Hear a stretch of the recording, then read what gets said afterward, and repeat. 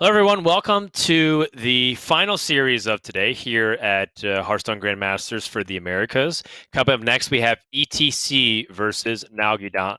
We're done with Group B for the bracket, and we have our top four set for Championship Sunday to find out who is going to be the winner of this season.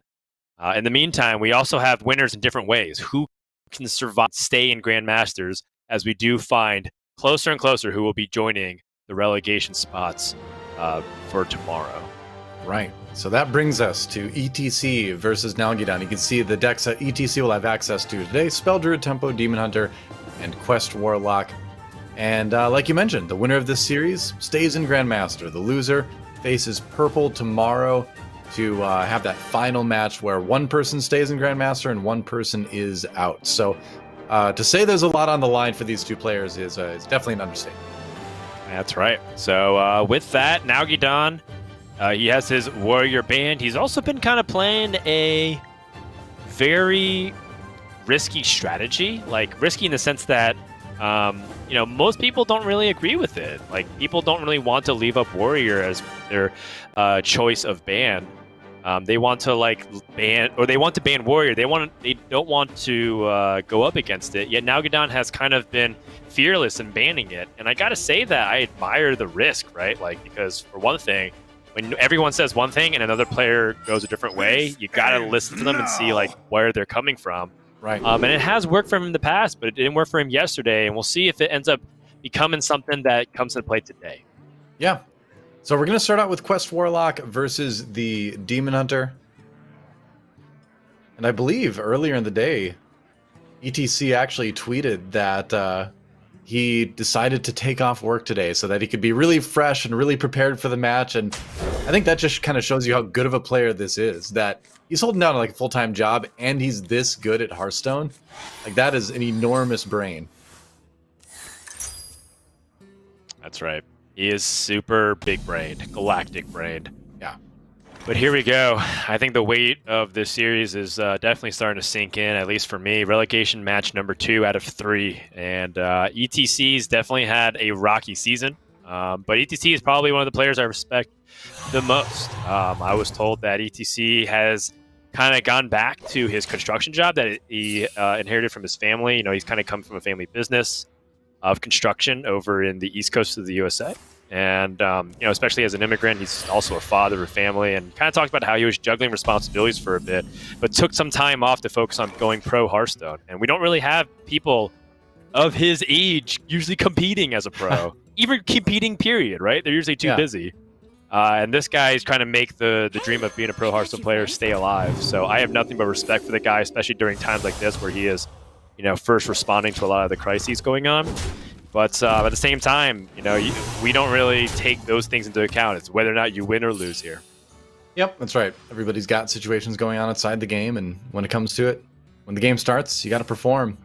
And ETC on that Warlock list. And one thing that struck me about his play with his deck as we watched him last week is that he does tend to play it pretty greedy. He tends to be a little bit more on the risky side when it comes to tapping over playing removal. And he didn't really have a lot of removal to play this game anyway, but he does tend to really focus on getting the quest done ASAP, it seems like. Yeah. Nalguidan having a pretty strong start, though. Huh, interesting. So what do you think about the mana burn right there? Because you're not necessarily heading into a crazed Netherwing turn. I suppose if you're worried about Dark Skies, that is a factor, but what's your opinion on timing mana burn against the Warlock? Yeah, I think against Warlock specifically, just try to make it so that way if they end up having a AoE card to try and get you to fold under a lot of pressure. I think that's the best way to use it, to just disrupt. I don't know if necessarily there's a specific timing window that you're always looking for. I mean, I always look at turn 5 with the Crazed Netherwing being a definitive period of the matchup. But I mean, right now, Nalguidan is just kind of pulling over the Warlock because the Warlock doesn't have enough defensive tools. This looks like a game over to the Demon Hunter here, just super quick. Might be, because Crazed Netherwing certainly does not look like a a solid play right now because you're putting yourself down to 4 HP if you do that. Yeah. Honestly, the mana burn last turn still is pretty problematic, so maybe you just play it as fast as you can while establishing your curve. Yeah. And Nalguidan pouring one out just while he's just taking a sip. He's like, yep, all right, cool. Started 1-0. What do you do? I mean, I guess even if you sense demons here and draw both Brood Mothers, although do you just burn one if you draw both? I don't know. Yeah, I think you're still dead. I wasn't even thinking about that. I was thinking if he healed for 8, he's still dead on board. Yeah, he's got 9 in hand, so I guess he would be able to keep 2. He'd be at 10 cards, so he'd burn the next draw. But if he gained 8, then he'd be at 13. So now you're still probably dead because your opponent already has 11 on board, 12 with the hero power. So yeah, I think this is just one of those games that you see.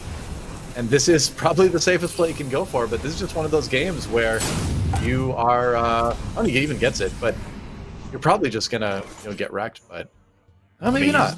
Isn't he just dead?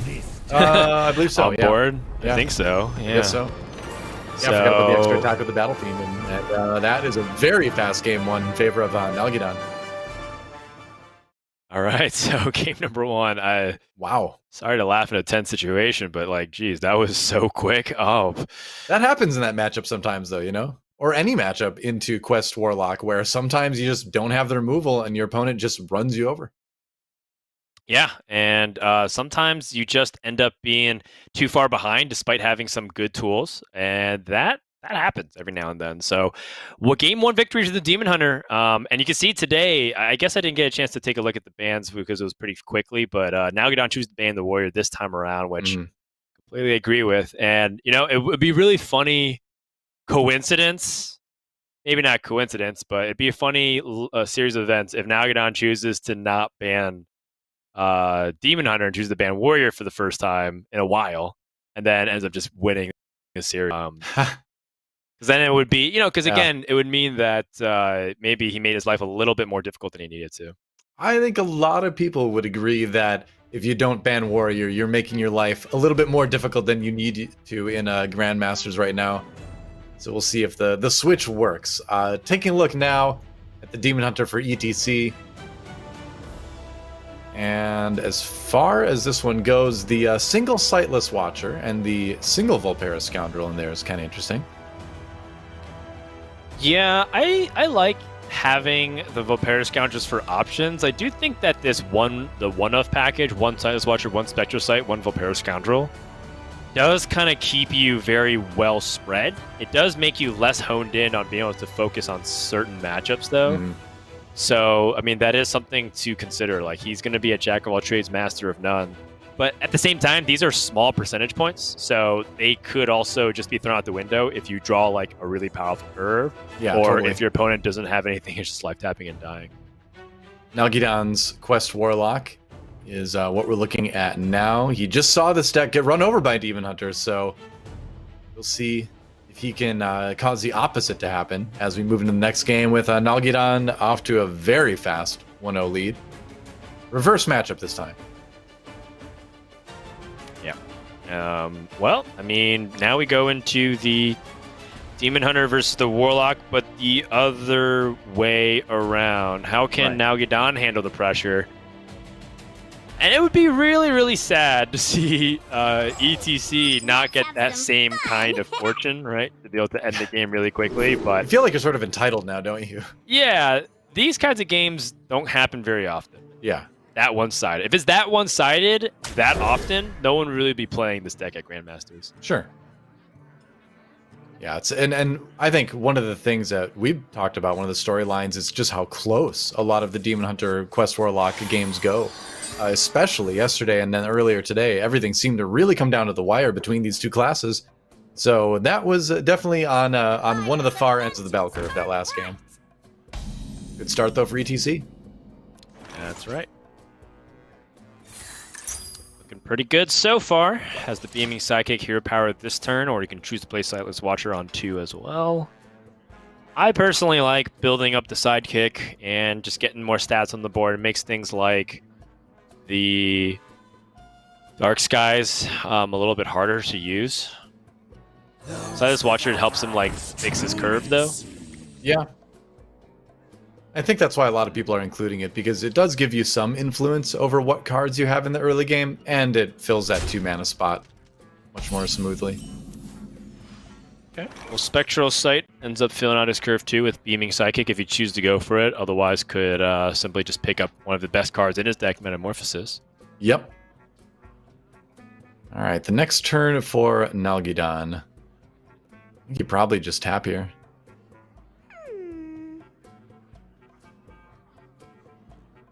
There's some kind of outlier plays where you like Rain of Fire Mortal Coil, but then you're not making any progress towards your quest. But that's going to be it though. He just wants to sustain his HP, I guess. Yes. I think all he's got to do is reduce the amount of pressure on board. I see. He does end up going for the Spectral Sight and this Beaming Sidekick setup. Wow. Makes it kind of still vulnerable to things like Dark Skies, but he's able to at least keep up the pressure, even ever so slightly.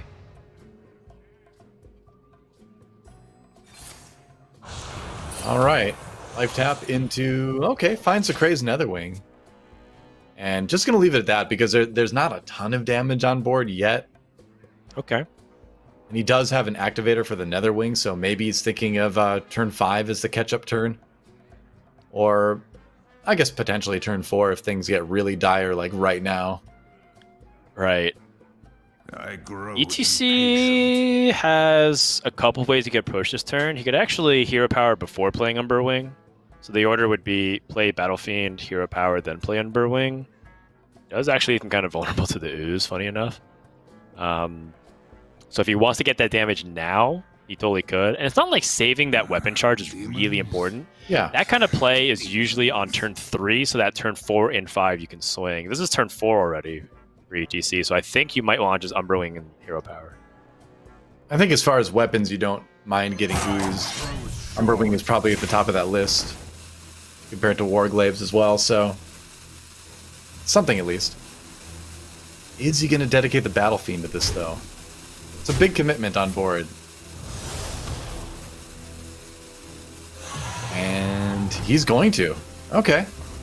So, pulling out all the stops here. This does leave you pretty vulnerable to Coin Crazed Netherwing. Yeah, this leaves him very vulnerable to that, but there is no dragon in the hand for Nalguidan. I think he's got... Oh, there is there's Dragon Queen yeah. Alexstrasza. You are correct. In that case, this is just a blowout. Yeah, it just seems like a big punish, doesn't it? Wow. It does. It's a pretty significant punish, but it's one of those like things. So it seems like ETC is prioritizing playing onto the board as if every turn he has to maximize his damage. That explains the Spectral Watcher of like he wants to fix his curve and present 3 damage instead of just 1. Right. All right. Well, I mean, he can play the Glaive Bound and clear this if he wants to. You may just want to go to face with it too. So if he's attacking that, yeah, he's just going to swap the 5/5 for his 6/4. So one of the problems I guess Nalguidan has right now is that he's had to use a lot of cards early to maintain his HP a little bit more. Oh, that feels good. And so that means his plot twists aren't as great. But I think you're fine waiting a little bit more for the plot twist in order to eliminate that and get 4 HP back. Jeez. But he is going to be slower on completing the quest this game. Oh, wow. Off the top, man. That's pretty significant. Yeah, seriously. It's going to require another top deck. Ooh. All right. That is a reliable way to get rid of the 6/4. You could also play Abyssal Summoner, which would summon a 7/7. Is that punishable? 7/7's pretty reasonable. I guess the downside is if your opponent has a Kane Sun Fury, they just get 6 attack in. Yeah. You can just kill the Keladon and let your opponent play Warglaives and then shut it down with Acidic Swamp Ooze. That sounds like also a completely viable way to go. So I think the Keladon, let him play the Warglaives, then play Acidic Swamp Ooze. line makes sense to me. It's a lesser risk play, I suppose. Umberwing is the draw for ETC. Do you just all in here if look, he has 7 mana, he has 7 mana worth of cards, he has an Altruist. That's what I'm kind of thinking. All in. Demons. Yeah, that's what I'm kind of wondering.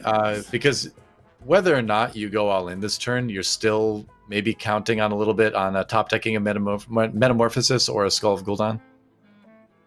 Your opponent's at 16. You know they've got a lot of healing in the deck, but you have fallen behind. The Netherwing punish was really big. Do you see what must be done?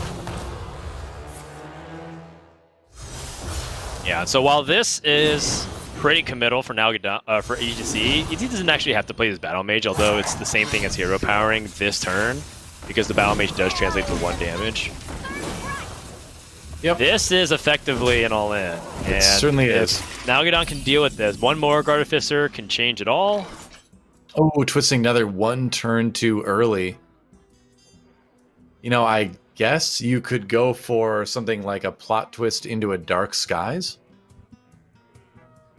I mean, I am tempted to think about what plot twist could mean. You draw 7 cards from your deck, and you shuffle 7 in. So, if there's 2 out of 20, there's 2 cards out of 23 that you're specifically looking for. Those are reasonable odds. You can also just go ahead and Soulfire this after you playing a Missile Summoner. I think that's also reasonable. Seems to be the plan. Dudes is the plot twist, though. Oh, no. Oh, I don't know. Well, That I mean, it's not like Demon Hunter's in a great spot either here. No, but now if you're the Warlock, you're like, all right, I'm a control deck now. Quest is not going to get completed anytime soon. It doesn't seem like he's at 9 out of 20, I believe. Yeah, I mean, he really wanted to be able to play the Broodmother and plot twist the following turn, but Yeah. We've still got a 7/7 on the board at least. And your opponent doesn't have Kane, so you're okay. do you just not attack this? Because you only have 5 power to go through this Abyssal Summon, and impatient. that, I mean, maybe you have to just bank off of drawing something off the top. You attack Yeah. into this, and you're just taking too much damage. Totally agree. Oh my Whoa. gosh. Wow. Okay. This is great because you really don't want to lose your 7/7 right now. So you don't need to think about twisting Nether. I think you can just Nether Breath one of these minions. Do a little bit of trading. And you can even fit the Broodmother in as another taunt. I kind of want to just go face with not everything but the Nether Breath. You would go face with the 2/2 instead of trading with something? Let me see. So you put 9. Yes, I think I would go face with the 2/2 as well. All right. I don't think that 1 damage really matters. I think I want to just get the damage and threaten 2 turn lethal. Yeah, you're probably Oh right. boy. Okay. All right. Skull go down. Poor Warlock. Glass or Warlock. We'll see if that's true or not. Oh, that's really interesting. Blade Dance? Yeah. No, he doesn't have a strong weapon. Wait. Can you Here- Feast of Souls? What does that do? You could draw a lot of cards potentially with that, depending on how many you threw into the taunts. Blade Dance is actually better, I think. Blade Dance is like way better. It doesn't matter. Wait, does it? It does matter. He missed 1 extra damage on his Blade Dance. Oh. Oh boy. Is that like a huge impactful moment? It is. You actually think he could kill off the 7/7 because of that. I-Beam would have costed 0 if it stayed in the middle. Yeah. Well. Oh, yeah, because now you can't hero power ETC. Shaking his head a little bit there, too. Oh no. Well, that might end up coming back to be very important later. Had to use a minion where he wouldn't have had to otherwise. Dragon Queen Alexstrasza not active yet. Okay. I mean, what if you just play Dragon Queen here, just as an 8/8? That's an interesting proposition. Tough for your opponent to deal with, that's for sure. I mean, if you think about what Demon Hunter has access to. Right. but you also have Kinda- to. Yeah. Kind of makes things down to come to one draw, though, because if you play Twisting Nether, your opponent still has to present a threat. Right. And then you can just kind of take your time. I really like the sidekick onto the bat earlier from ETC because it's making this Moarg Rain of Fire a lot less appealing, where he can only clear one minion with that instead of two if the health would have gone somewhere else. Tough turn, though. I wonder if... The thing is, he doesn't have a lethal guaranteed, and he's No. already used his Nether Breaths. So I think if he plays Twisting Nether, it'll be one of those things where, like, it's up to ETC to present the potential to kill. Yeah. Did he draw Finds a another skull? Warglaves. Ooh, Warglaves. Okay, that's scary. But there's a Swamp Ooze in the hand of Nalguidan. Yeah, but he's gotten 4 damage, which means now Metamorphosis is very close. Yeah. Okay. Ooze. Gotta Plot ooze twist. first. Yeah. Yes. Definitely ooze first. Means one less card for plot twist, but it also means you are alive, so that's a nice benefit. 12. It's not even close. I think the plot twist is just purely to switch out these cards. Yeah. Praise Netherwing and Brood Oh Mother. There we go. my goodness. That's exactly what you want. Because now you can play it too, and you put that 4/6 out there. And ETC, his face is Okay. kind of telling us that he doesn't see his hopes of winning the game as very high right now. Yeah, What is he it? had one no. final chance right here. I think if he pulled Metamorphosis, maybe he could have still outlasted it. But now Nalguidan gets a really crucial win. He's up 2-0. And now 1 game away from staying in Grandmasters. See him. This means a lot to him. We've talked a lot about how Nalguidan, another person that's kind of put aside real life temporarily when Grandmasters first started, so that he could, get more practice time in and focus on his results. And it paid off, especially in the second season where he went pretty deep. But it for someone like Nalguidan, I think it means a lot more since he doesn't have like a streaming career. That's not really his main focus. He wants to be a competitor. And you can definitely see how much he wants it here. Well, he's on track for a very, very fast best of 5 or best of 3, I guess you could say. Needs a win with only one more deck, his Spell Druid deck. And this is a deck that's been a little bit controversial. It's the least brought deck out of the classes that we've seen, I believe. And it seems strong. And you and I were talking about this yesterday, where the question now is, how does this Druid stack up against the the Quest Warlock, in terms of should you bring this or should you bring the Warlock? And I think there's getting to be more and more cases for the Druid. Yeah, I think so as well. So, I mean, the Spell Druid is been all over the map. It's had amazing, I can't ever imagine losing another game of Hearthstone if I draw like this games. Then you have games where it's like, I can't imagine winning another game of Hearthstone when I draw like this. And then you have games where you just kind of barely scrap together and you're like, exotic mount seller summons 3 diving griffins type of situation. And it gets it, and then you're like, I can't believe I won. Can't believe that worked. This is the best position to be in, though, with a deck like that, where you only need 1 win out of the next 3 games. We've seen a reverse sweep. We've seen a 3-0. We've seen it all today. ETC, though, needs to get that reverse sweep if he wants to secure a spot in Grandmasters next season and not have to go and play against Purple tomorrow. Yeah, and what could be ETC's last game as a Grandmaster. He is essentially on career point. And this is tough, this is a situation where ETC has also kind of made some of the plays that would make the lowlights for Hearthstone Grandmasters this season.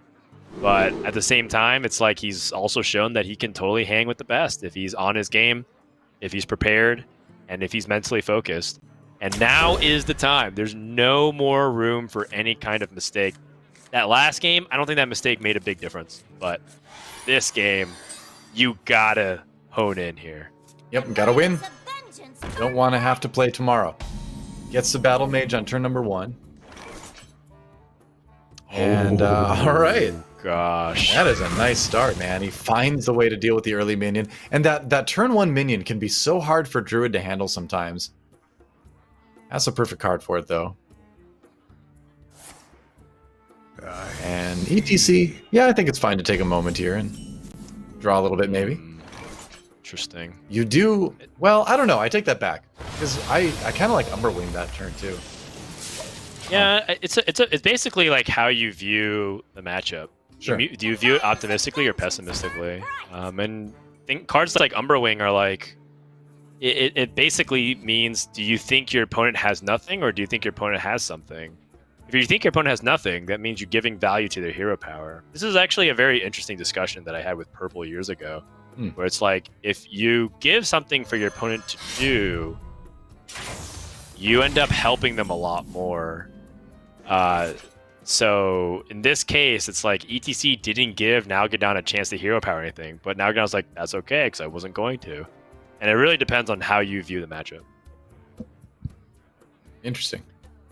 Yeah, it's kind of complicated and a little bit abstract. When Purple first explained to me, it was a little bit in over my head. I'm like, wait, so I don't want to play my best card? And we discussed it for a while as Nalguidan looks like he's going to go for this Force of Nature. Wow, yeah, I guess so. That's what it ends up being. And it's basically comes down to, where do you value the power spike of your deck? I guess that's probably a better way to phrase it, which is, do you think that early game snowballing against Druid matters, or do you think ramping your power and denying the Druid the ability to do things is more important? You know, I think if you look at the Demon Hunter matchup versus a lot of decks, we've said it over and over again, the power comes in the mid game. So if that is what you believe about the strength of this deck, then it does make more sense to put less pressure on the opponent in the early game. That said, I think this Druid deck specifically is one of the decks that you can pressure a bit more in the early game with some of those very early minions. So it's tough to say. I don't know what the absolute perfect answer is to that question in this matchup. Well, Nalguidan tried to get ahead on board and then started falling even more behind on board. That's partially why I think he took the line he did, which is to proactively get ahead. And now I think with this Innervate draw, he actually has another opportunity by playing Emerald Explorer. I think he was kind of hoping that some board would stick and then he'd be able to use Soul of the Forest here. Right. But he's definitely in a weird position. I think Emerald Explorer here is still the best play, but he has to hope that... I think the best thing that he can get is actually another Emerald Explorer. I think that's specifically the next card he wants. Having a big tank, why not? Twin Tyrant is actually pretty appealing too. In fact, we do see players run it stock. Oh yeah, in decks like this. Epinizada, for example. Yep. I believe was playing Twin Tyrant. Yeah, he's the one that jumps to mind. Yeah. Yeah.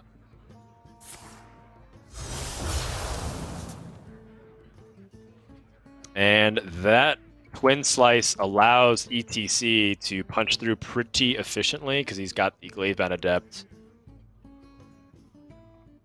Right. Admittedly, I feel like this Druid deck has even a harder time against Tempo Demon Hunter than it does in the regular spell Druid because you have less removal options and you have more big minions. And if, like we are seeing, if the Satyr Overseer and other cards stick on board, it's going to be tricky. Well, there you go. You asked for a second Emerald Explorer. Nalguidan drew one, but now it dies so fast. Yeah. It doesn't seem that great. I guess you just play it because you kind of lack better options here. Piecing together the 6, 7, 8, 9. All right. I guess so. Evasive Draconid. At least you're putting a lot of HP in front of your opponent by taking this line. So, you know, it doesn't feel good, but it's not the end of the world just yet. Ooh, that Altruist, though. I mean, he's just basically playing Ramp Druid. Ramp into Innervate Dragon into Dragon into Dragon, Dragon. Like, it's like a version of Embiggen Druid where you don't get the Embiggen part, which is basically Ramp Druid. Yeah, but this Altruist, I think, is a really good spot. Your opponent's already shown that he has trouble dealing with your board. Yep. And this is too far to come back from. I think there's too many minions to deal. There's every single one of these minions are a threat except for the Steaming Psychic. Yeah. Yeah, it definitely seems like Nalguidan's too far gone. Even with the big taunts that he can play here, they're just going to get burned through by the incredible amount of damage that ETC has on the board. He even has more draw, too. That's the thing. It's like, yeah, ETC has one card in his hand, but that one card will draw him another one, too. So he's not really hurting too much on resources either. And another Gladebound Adept. That's lethal. I believe it is, isn't it? Yeah. It's a lot to come back from, and yep. That's going to wrap up game number 3. So a couple of one-sided games in this series so far. It didn't seem like Druid did anything, and I mean, we know Demon Hunter was trying to challenge that Druid and has been giving Druid a hard time, and even other variations of Druid. But that looked really bad. Druid had like a pretty good hand, to be honest, as well. Yeah, but there was those choices made where he didn't decide to Wild Growth that one turn and went for the pretty aggressive Glowfly Swarm play.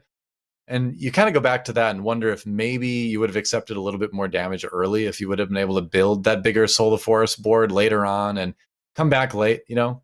And I feel like we've seen a lot of players in that position play the Wild Growth on that turn, in that kind of board state. So a little bit surprised about that.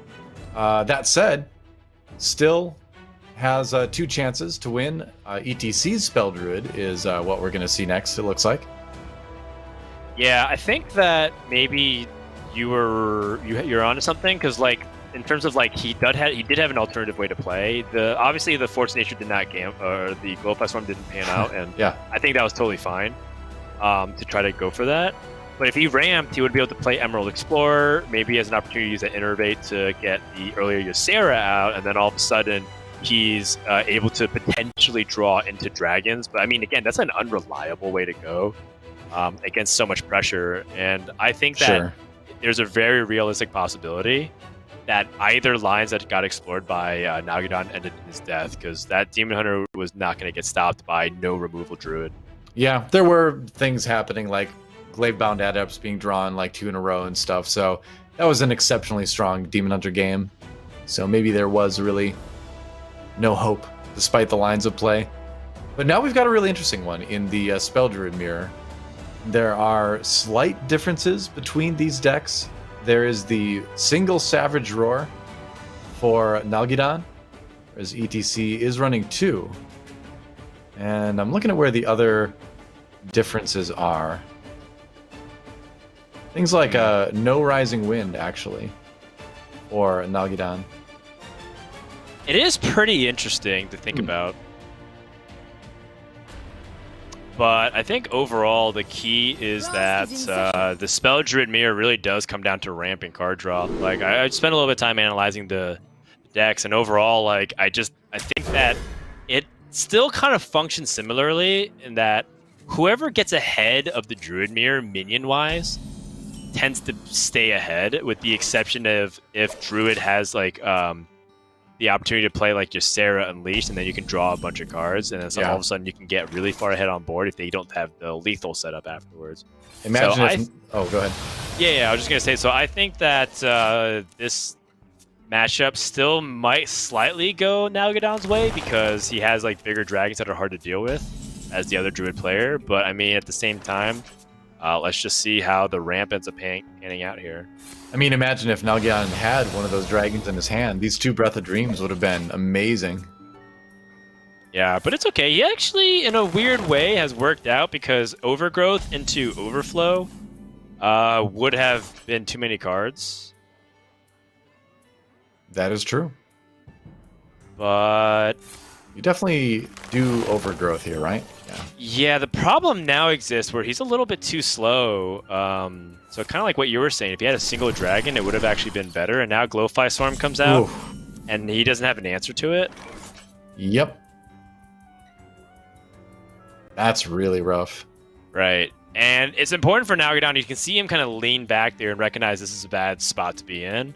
But if we look at ETC's hand, of course, which Nalguidan has no knowledge of, there's no way to actually leverage this board here in his hand. So he has to stay calm here. I guess the way he can actually leverage the board is to play cards like Ironbark, but he doesn't have Soul to Fars. There's no Savage Roar, so he can just kind of again take it a little bit slower and not overreact here. And I think he does by playing these Emerald Explorers. Not that he had many better plays anyways, but yeah, goes for the evasive Fellwing. All right, and just gets rid of one of the tokens, so a little bit less resources now for ETC to kill the big taunt with or something. But he's got a lot in his hand to use here. 6 mana is a little bit of an awkward turn, so you can't overflow. What to do? And things like Ironbark aren't quite online with that. Yep. It's true. I think the Rising Winds here is totally fine. I also think that it's totally fine just to kind of cycle something like Wrath here. I know that he probably wants to get more damage out now that he has like all these minions out with Glowfly Swarm. So that's what I'm also considering, but dumping his hand is also totally fine with 2 overflows, so... Yeah. Waits for no one. Rising Winds, maybe for the draw, yep. Oh my god, hold on. Wait. Oh. Power of the Wild. Oh, he has the coin. Yeah, okay. So, that is huge. Wow. Big yeah. moment. Wow, and we may actually see a game 5 here because I don't know how you come back from this if you're Nalguidan. Like, you don't really have a way to clear this board, do you? Yeah, and it was one of the criticisms that this deck received from, you know, just in general when people say, like, should I be playing this list versus others? And part of it was, what if you just have cards like Breath of Dreams and you don't draw the dragons? How do you compensate for that lack of or mana efficiency? Because you're like spending 2 mana to draw a single card. Yeah.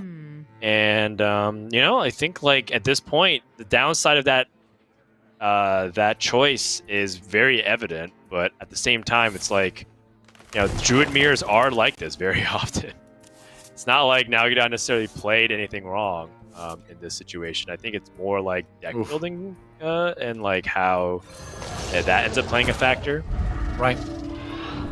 Well, he gets rid of one of the tokens, but this, with double Ironbark, this should be lethal, right? Yeah. Yep. It's 100% death. We're going to game 5. Yep. Very quick games. This series is going to game 5, but it's very fast-paced, and just like that, we're at the final game. Yeah. And it could be another reverse sweep. ETC has a chance to punch his ticket to another season of Grandmasters if he can get this win and complete the reverse sweep. And where his last deck, I believe, is Warlock still, right? That's the one he needs one with? Yeah, it is. So it's Warlock versus Druid. Interesting. Yes. And of course, you know, it's funny because Nalguidan was up 2-0. I, of course, misspoke and said that it could have been ETC's last game as a Grandmaster. It could have been the last game of the series, and you have to play purple tomorrow for his last chance to play as Grandmaster. Right. Of course, we said a dozen times or so. But either way, they're both on that like career point. Like, if they can win, they stay in Grandmasters. So now ETC has evened up, and we go to a Druid versus Warlock matchup, which should, on paper, be good for Nalguidan. Yeah. He's still got to get that win with the Druid. Warlock, I guess like the biggest struggle you run into is when it becomes a big board with Druid. Oftentimes the health is a little bit too much for Warlock to handle without things like just Twisting Nether clearing the entire board, right? So Nalguidan needs to ramp up fast. Yes. And so here we go. The game number 5. After this game, one player will stay in Grandmaster, the other will go to tomorrow and play on. Quest Warlock's opening hand. Not the best, not bad though. It's got a pretty solid start, but a little bit of missing meat in the middle. Yep. And now what could be a pivotal moment in this game right here. Punk of Fortunes. Soul Force, all right. All right. Okay. You don't like losing it, but you've got 2 of them. Yeah. I mean, honestly, that's what they're for. You know, the fact that you can ditch them. You didn't lose the Ysera Unleashed. I think that's just like the card you care about the most. Yeah. Oh yeah, that's what you're definitely the most afraid of ditching there. Wild Growth though, so the mana is coming fast and furious for Nalguidan right now, but he does have a 2/3 on the other side to worry about. Maybe another one too. Jeez. A lot Sense of ramp Demons, here. Yeah. You know, while Nalguidan ramping the card draw, and the mana crystals, ETC ramping the quest in his card draw. It's explosive. he's debating on Sense Demons for the quest versus another questing explorer for more pressure on his opponent. And that's a good question because you still draw with questing explorer. It's not as good as Sense Demons at all, but at the same time, all right, he's not going to do either. He's just going to life tap. I thought he was going to probably play one of those. Yeah, I was looking at Sense Demons. I'm also somewhat surprised by that. Yeah. I think. He wouldn't have overdrawn or anything. Yeah, and also it like stops him from getting the draw in case he needs to pick up like not the Morag Artificer. In case he needs to pick up the Crazed Netherwing specifically in this spot. Yeah. I am curious about that. But either way, he's totally fine with his Dark Skies. So he has the answer to the Glowfly Swarm. That is true. Actually, kind of unfortunate for Nalguidan to not have the card he just drew to be a spells, so he didn't get the extra minion on board to survive a Dark Skies. Right. But he does get the dragon. So It does feel good to get a 4/8 on the board, I suppose. And what do you have? Interesting. Evasive Fellwing might be it, just to avoid having something like a Nether Breath played on it directly. Not going to go with it, though. yeah, I like the Dragon Moss Scorcher as well because I think that or Skywalker because it is sturdy. It's kind of like Cairn Bloodhoof, if you think about it. Someone did a comparison pose of like neutral legendaries versus commons. It's like this thing is a common, but yet it kind of functions similar stat line to Cairn Bloodhoof. Yeah, I can definitely see the comparison. Right, so I think that's very sturdy and reliable here. And in fact, I think it's totally fine just to jam it here and play Bog. I wonder if you're supposed to Crystal Power your Emerald Drake here. Emerald Explorer, excuse me. Yeah, just to keep it a little bit healthier. Not opposed to it. It's a lot more than a little. It's healing for 5. It's Opts for the damage instead. okay. Leaves it open to Immortal Coil, which is not something you'd see a lot of people do into a Warlock, I feel like. Yeah, because you have 4/6 then, and then it's into a 2/2. How did your opponent actually deal with that? Yeah, exactly. I guess Nether Breath, but then they have to have Nether Breath. This is a problem that actually I think we saw players in Europe and in Asia Pacific also kind of sometimes debate about whether or not you should Crystal Power for damage and kill a minion, or you should be healing your own minion for tempo. Yeah. And I personally love the tempo line a lot. I guess maybe because I'm just naturally a little bit more aggressive of a player. Of course it's the right way. But at the same time, I can totally see the merits of just killing off that 2/2, just to make sure your opponent has 0 minions on the board. Yeah, the only thing that makes me lean the other direction is just the fact that Mortal Coil is something that you're worried about in the Warlock deck because it's such a good card. You know, it kills your minion and they get a card out of it. Right, or even just Rain of Fire, right? Rain of Fire still deals with the 4 attack threat. That too. Yeah, even more reason. It's going to be Sense Demons right now from ETC. All right. If he was planning on Rain of Fire, there is like a slight order thing to think about, but I think ETC was maybe evaluating to see what his draw would be first. Right. It was like, if he was going to play specifically this combination, he could have Rain of Fired first, so that way he didn't take damage both on his Questing Explorer, but at the same time, the Questing Explorer is like drawing cards, so maybe he evaluates something differently. And then same thing with his own health damage. 29 versus 30 does not really matter that much.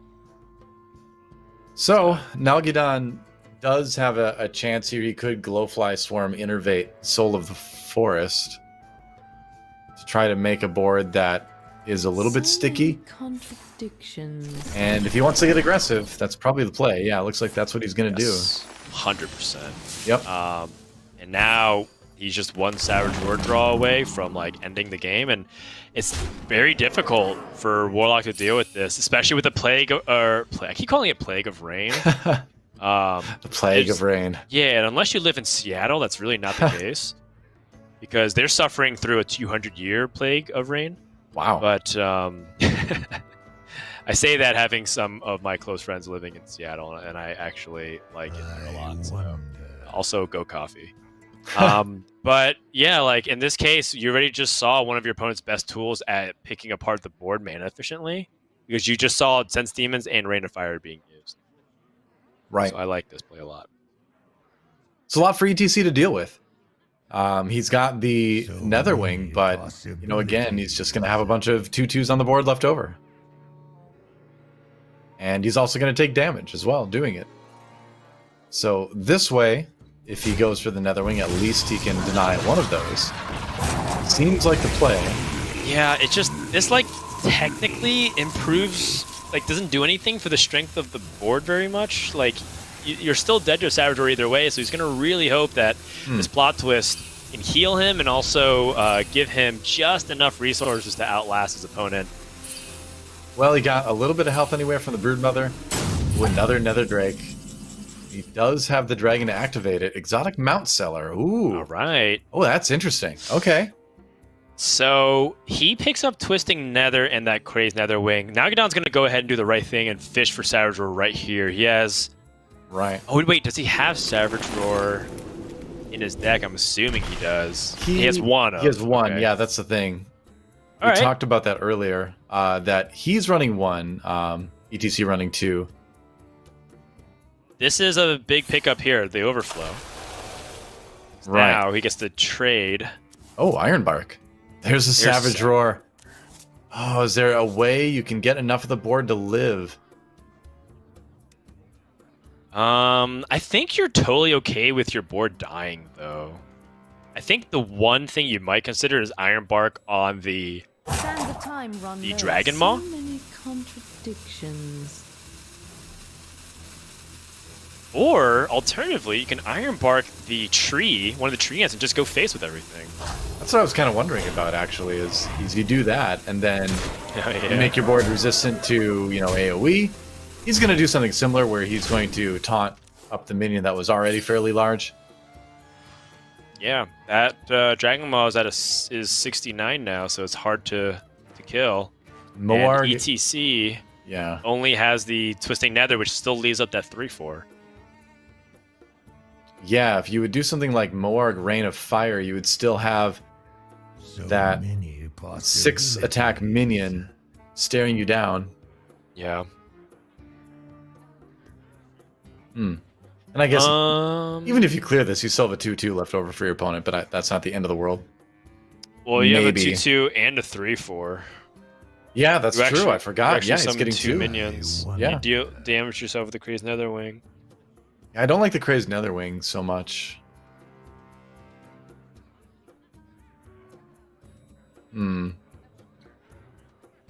Wow, really tough spot for ETC right now. Zephyrus not being active as well, something you probably wouldn't expect at this point in the game, but it's a little bit. Rain of Fire. Okay, I think he's going to try and go for a Hail Mary. Yeah, maybe he has a chance to pick up the Mal'Ganis. That changes everything. Oh, okay. Oh, Nether Breath. Okay. Yeah. Yeah. All right, so there's some healing anyway. I was really hoping just to have lethal next turn. It was looking like he was until that Nether Breath popped up. But I mean, he's still got a lot of reload here. Yeah, you've got the exotic Mount Seller turn now, I suppose. Here's what's super scary. Fungal Fortunes has a chance of discarding Ysera Unleashed. Do you even risk using it? It feels like you can get a lot of mounts or a lot of beasts, which maybe can be ridden as mounts out of the Mount Seller. I mean, you'd have to assume that everything she's summoning is rideable, you know. Finest creatures. She supplies only the finest, the finest creatures. Let's see how fine these creatures are. That is a fine creature right there. And And they all kind of just died at Twisting Nether. Yeah, they So do. He has to really kind of hope he gets Zixor. This is his second Mount Seller too, so he goes for this Funk of Fortunes, discards the Ysera. He is going to be kicking himself, to say Yeah. the least. That's- on low. Because if you So discard the Azera 1 Unleashed, in 3. you have no 1 in chance to win 3. if you discard this Azera Unleashed, I think. Oh, okay. Yeah. It's the correct play. It's the highest chance for him to get it now, and he needs those resources. Yeah. Can't So blame even him. if this Twisting Nether comes down, which I think he's anticipating Caledon or Twisting Nether. You've still got a chance to draw the Azera, and then you have things like Overflow to activate the portals, I guess. Yeah, ETC, by the way, I think we didn't talk enough about that play that paid off that previous turn. That was quite the gamble that, like, was Yeah. super clutch. And Now we Nalguidan, come down you can't to be the surprised. dramatic finale. He does not have Ysera in hand. No. But it's one of those 4 cards in there, but you don't want to use draw to get it because you want to save your draw for the portals. I guess at least you can get an excess mana there. Oh, okay. In the hand now. Right. So I think you Overgrowth, and I think you hold the excess mana, and then you Hero Power. Yeah, that seems right. Now ETC with a ray of hope that's widening with each passing turn. Is he going to get something like Zephyrus and Dragon Queen, Alexstrasza being active this turn, maybe? No, he needs to Hero Nope. Power again. But he might get free Malagos. He might get free Alexstrasza. That's huge. Oh, yeah. Wow. Okay. Oh boy, this is looking like Druid might be too slow now. That is massive because you reduce your opponent to 15 health, right? Uh-oh. 16 effectively, and then, yeah, Ysera just doesn't get stuff on the board fast enough. You can see the desperation on Nalguidan's face. He has Ysera unleashed. He can immediately go for excess mana, but now this is really coming down to just chance at this point. He Yep. needs to be bailed out by rushers and taunts, and there's a lot of dragons that have taunt, and some have rush. Gets a portal. He's going to find a lot of them, obviously. Nope. Oh, no. Not like this. Another one. Spell All damage right. is okay, actually.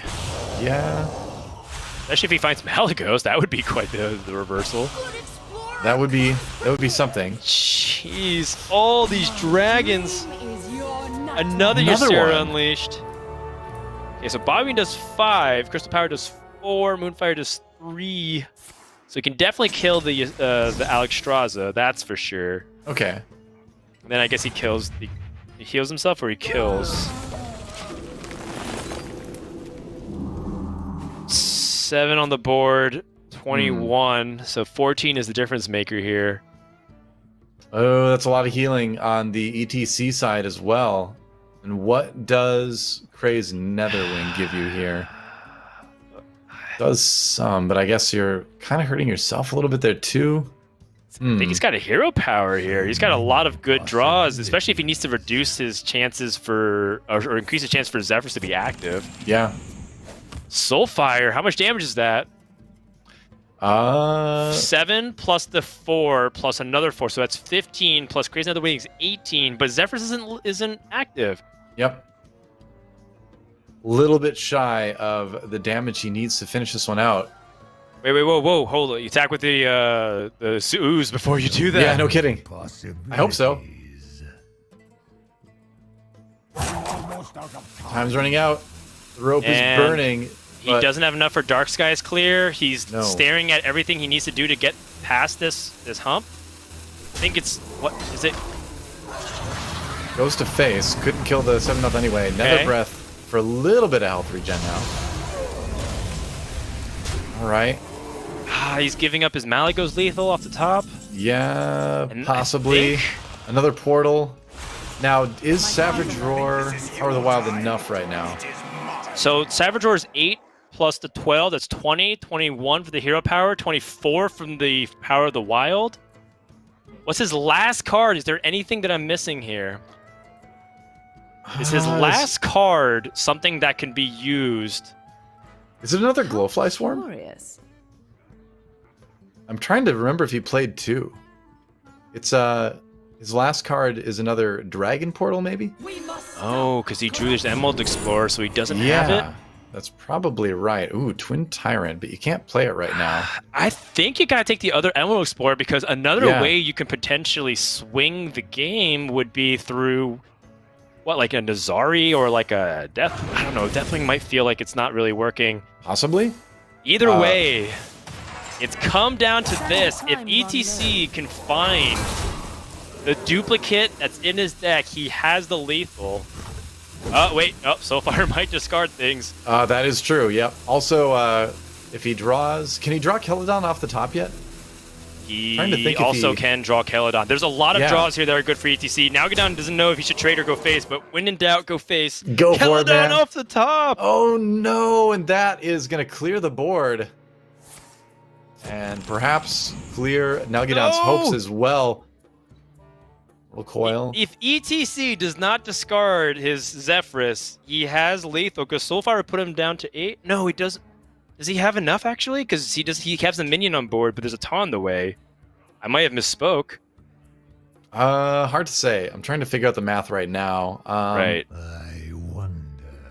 So you're thinking Fireball from Zephyrus, or are you thinking something like Wind Fury that he would need to get through the top through? Yeah, something like Wind Fury or Fireball, but like he's a little bit off. I forgot about the armor gain from Nalguidan, and I also forgot there's a giant Ta in the form of the Emerald Explorer. Well, Nalguidan has one more Dragon Portal, and he's got the Emerald Explorer. So if he lives through this turn, it's not over yet. And it looks like he does live through this turn. But I suppose, do you use Zephyrus now to pick up like a Pyroblast? I don't know if he'll offer you that? Pyroblast. Yeah, I don't know if he'll offer you Pyroblast. I think it might be best to just play Morag Artificer. You should know your opponent's out of spells. Yep. And this better be a good dragon. Well, the mediocre dragon. Yeah, he gets it's a another 4/4. chance at life. One final one. Oh, Deathwing and Alexstrasza, but Deathwing is pretty convincing. It certainly is. If worse comes to worse, just blow up the world, right? Yeah, and if ETC understands his position, he actually doesn't have to win anymore. He actually just has to wait out the Druid.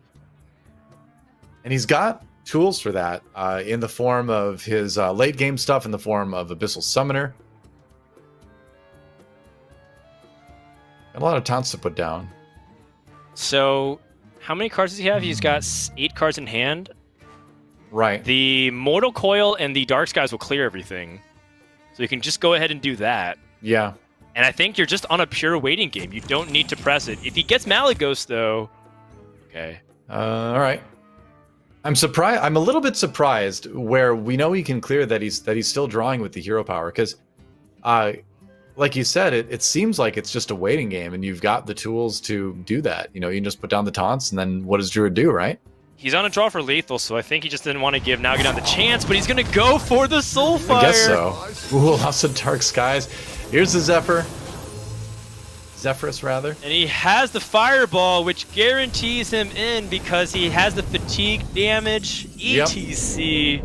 Wow, so lucky. Gonna take the series and stay in Grandmaster, and despite Nalguidan jumping out to another quick 2-0 lead, ETC reverse sweeps.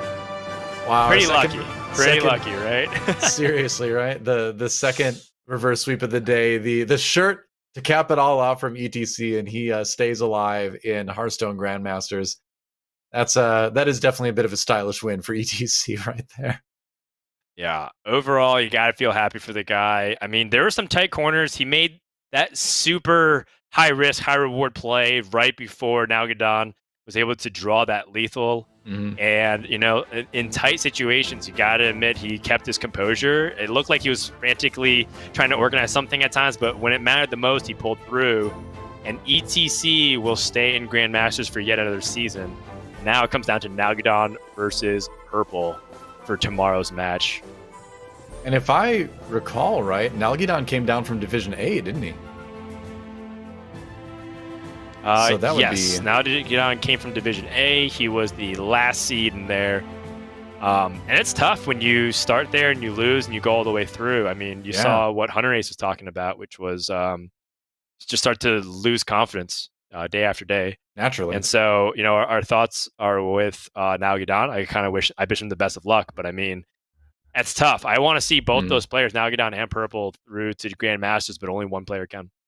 Yeah, so tomorrow it's going to be a tense matchup. Nalguidan, it's on him to shake it off as much as he can after the losses and come tomorrow with the best play possible to keep that spot. Yep, that's right. So with that, we're at the end of the day, Doa. It was quite the roller coaster ride. That last game was super intense. I mean, that was honestly one of those games which I would love to see at a championship stage in front of a live audience. That was that was a really intense back and forth. Seriously. So couldn't be happier with just, I guess, like the excitement of the games. But obviously, the results are always bittersweet because you see some of your friends win, you see some of your friends lose.